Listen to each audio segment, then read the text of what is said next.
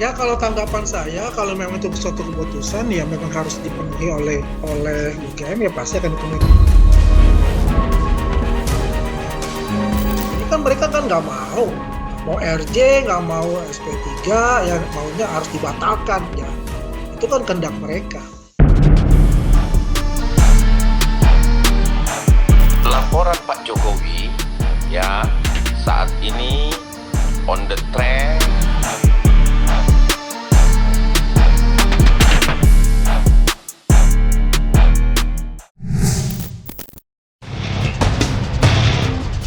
Komisi Informasi Pusat baru saja mengabulkan sebagian gugatan yang diajukan Aliansi Bongkar Ijazah Jokowi alias Bon Jovi terkait studi Presiden ke-7 RI Joko Widodo. Putusan itu dibacakan Ketua Majelis Komisioner di Jakarta kemarin. Adapun dalam putusannya, majelis yang memimpin sidang KIP menyebut 7 dokumen yang dinyatakan sebagai informasi terbuka ialah salinan ijazah asli, transkrip nilai, kartu rencana studi, dan kartu hasil studi. Selain itu, ada juga laporan KKN, skripsi, atau laporan tugas akhir, surat tugas pembimbing, dan berita acara sidang, SK Yudisium, bukti pendaftaran Yudisium, dan buku wisuda, dinyatakan sebagai informasi yang terbuka untuk diakses publik. Menanggapi putusan KIP, relawan Ketua Jokowi Mania, Andi Azwan, angkat suara, mengingat putusan KIP disambut baik oleh Roy Suryo CS yang saat ini sedang terlibat perseteruan hukum dengan Jokowi di Polda Metro Jaya. Lantas, apa kata Andi Azwan sebagai relawan Jokowi?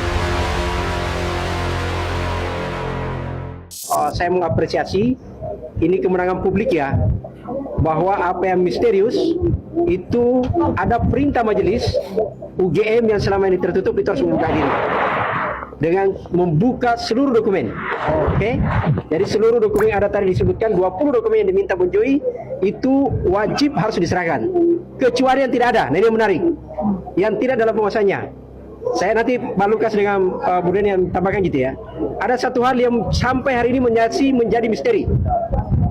Apakah benar ada ijazah legalisir? Tidak ada. Pihak UGM tidak pernah dan tidak tahu apakah pernah melakukan legalisir.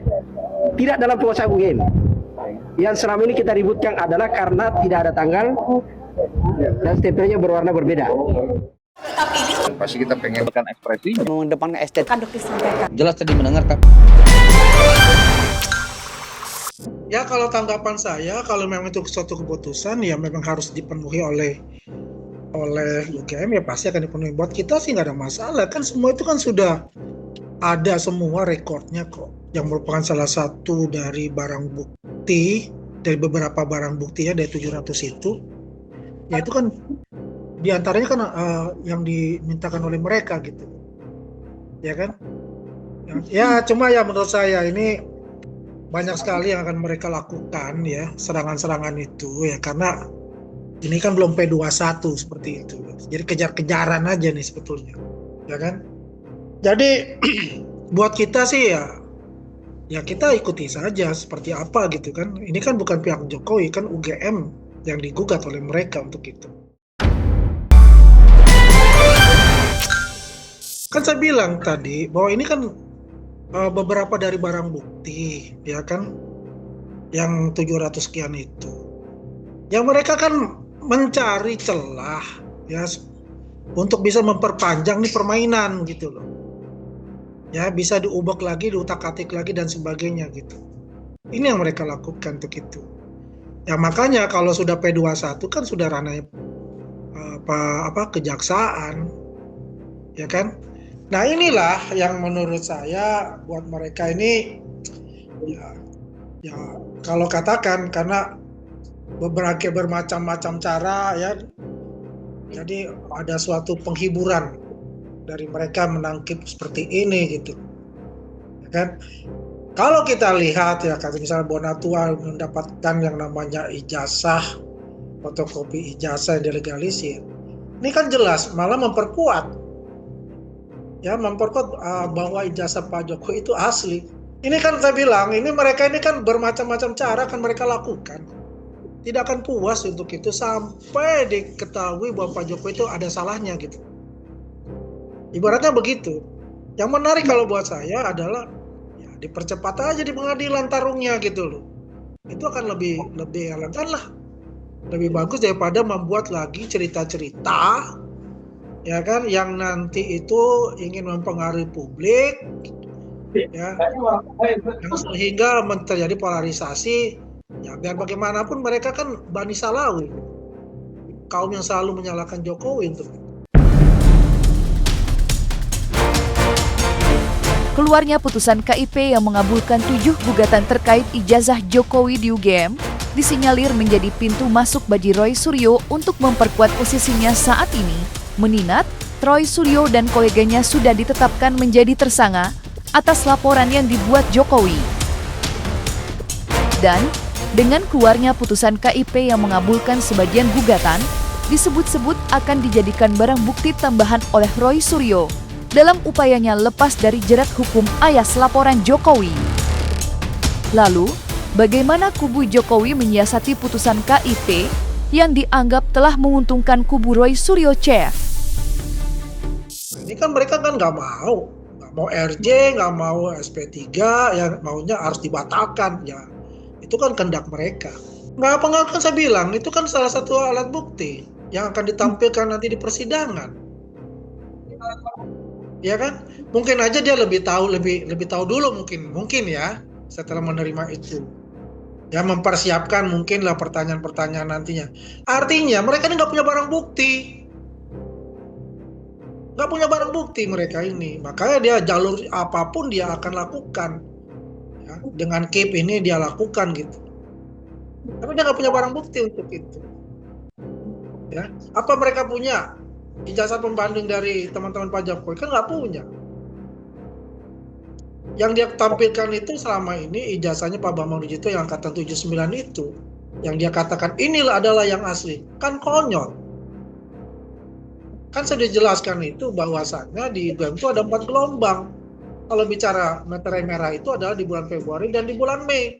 Sedangkan Pak Jokowi itu ada di bulan November. Agustus, November meterainya warna hijau. Kok dikatakan bahwa mereka itu palsu?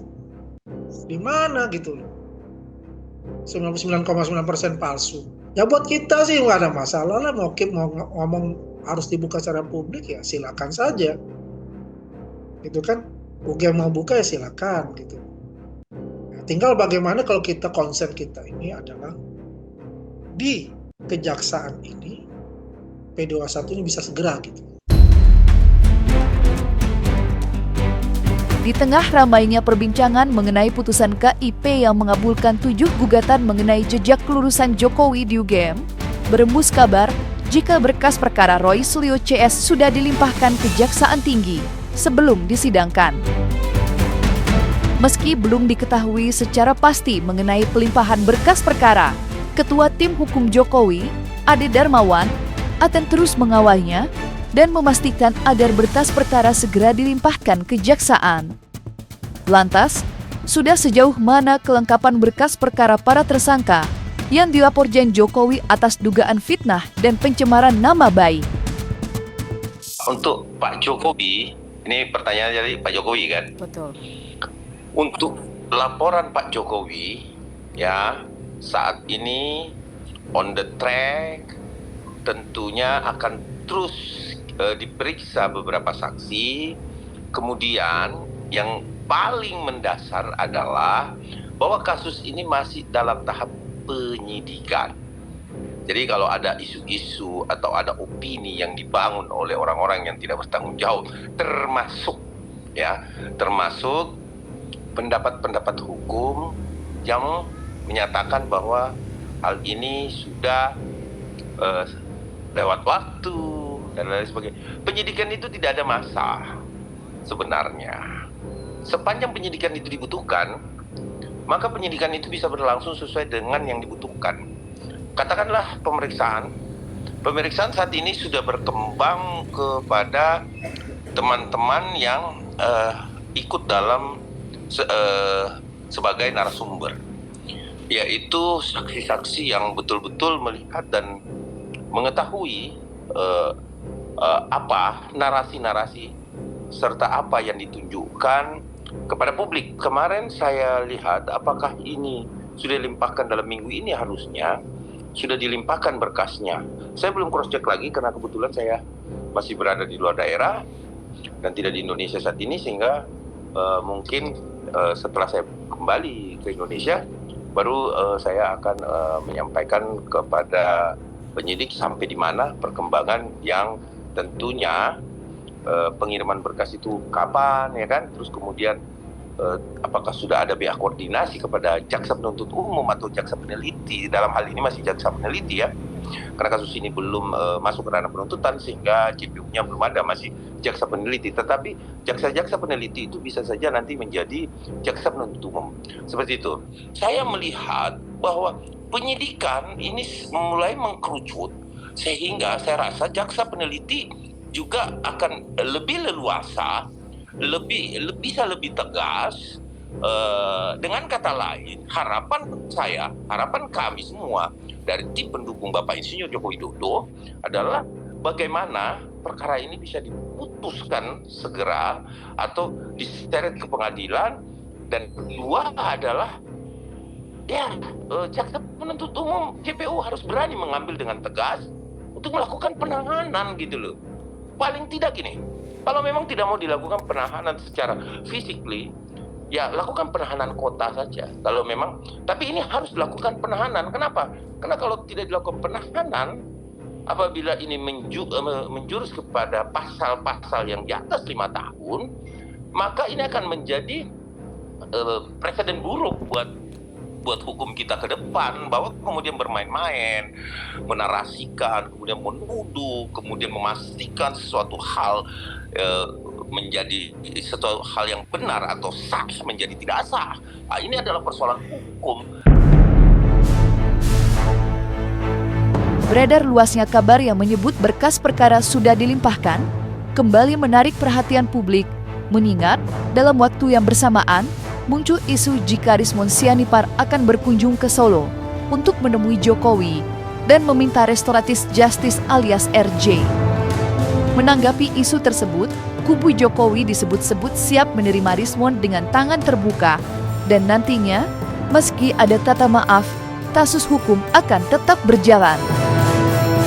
Lantas, apa tanggapan Andi Azwan sebagai salah satu pendukung Jokowi yang kerap berdiri di depan menghadapi para seterunya itu?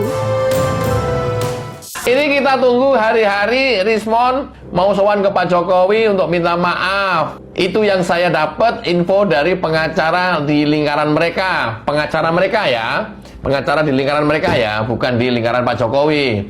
Ya, dia bilang bahwa Rizmon sedang cari cara untuk sowan ke Pak Jokowi minta maaf dan mengajukan RJ.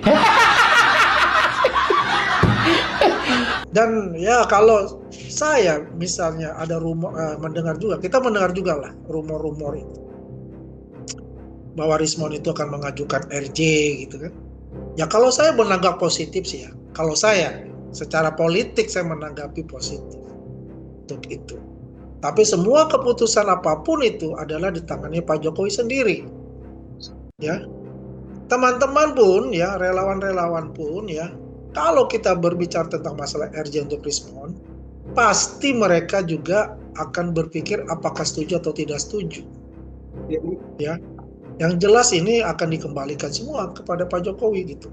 Iya, kalau kita melihat ini, kalau bicara tulus, mohon maaf saya katakan, ya saya bisa katakan masih meragukan kalau bicara tulus. Tapi ada suatu indikasi ya ketakutan itu ada lah. Ya. Jadi makanya saya katakan kembali kalau kita bicara hal kriminalitas ya kita tegak lurus jalan terus kalau kita bicara kriminalitas gitu. Kalau di dugaan kita ini benar ya. Itu ya. Ini kan kriminalitas. Ya, hal yang kriminal. Itu buat kita tuh nggak ada kompromi sebetulnya kita ya. Jadi apapun keputusan, kalau dia melakukan misalnya RJ, ya buat saya bagus secara politik apa yang dilakukan Rizmon itu. tapi dia harus tulus untuk melakukan RJ itu. Bukan hanya sekedar minta maaf, enggak. Harus memberikan informasi kepada publik.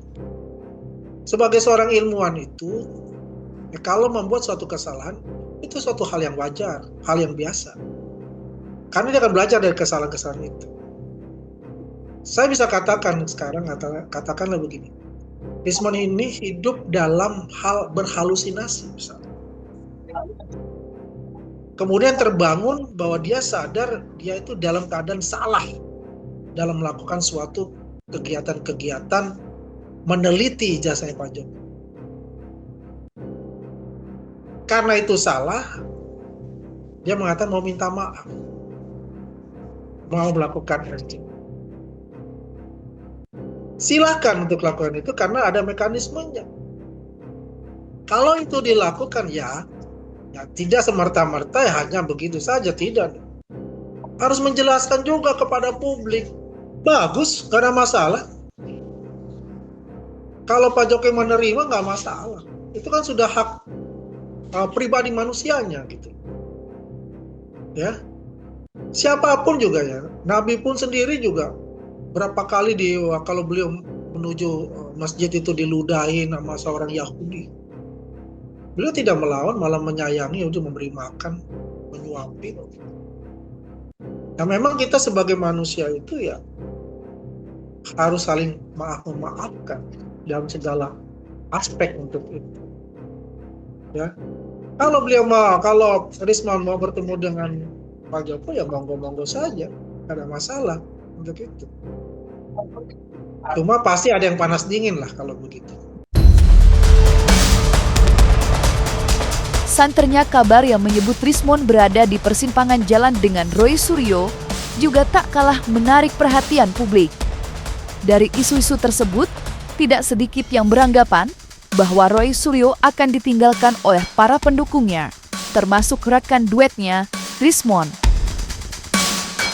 Terlebih, Rismon belakangan ini akan mengikuti jejak seniornya, Egy Sujana, dan Damai Hari Lubis yang memilih berdamai dengan Jokowi. Memang dari dulu saudara Rismon Sianipar dan Mas Roy itu tidak pernah nyatu sebenarnya. Baru kali ini di kasus Bapak Insinyur Joko Widodo yang dia fitnah, kemudian yang dia hina, itu menjadi satu. Nah ini yang menjadi kita juga bingung. Nah apakah Roy Suryo atau Mas Roy nanti itu akan ditinggal oleh teman-temannya? Tentunya saya yakin betul akan ditinggal. Kenapa? Karena saya tahu betul sekitar Februari, tanggal 20-an, itu memang ada bukti yang kami terima bahwa Mas Roy memang pernah memposting itu jauh di 2020 ya, ijazah fotokopi tersebut dan juga skripsi Bapak Insinyur Joko Widodo. Jadi tidak betul juga dikatakan bahwa ada proses penelitian mereka setelah Dian Sandi itu ngawur sekali karena kita punya bukti itu.